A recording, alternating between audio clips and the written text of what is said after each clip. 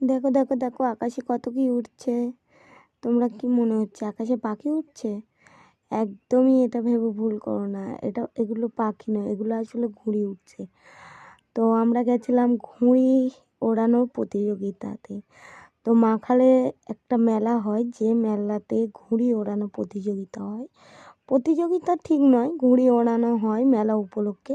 তো আকাশে প্রচুর প্রচুর অসংখ্য ঘুড়ি উঠছে। তো সেই দেখে আমি তো ভিডিও করতে লেগে, আর বাইক দেখেছো?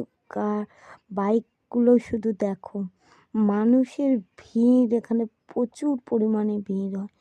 আর এই মেলাতে এমন কোনো জিনিস নেই যেটা পাওয়া যায় না, সব সব জিনিস পাওয়া যায়।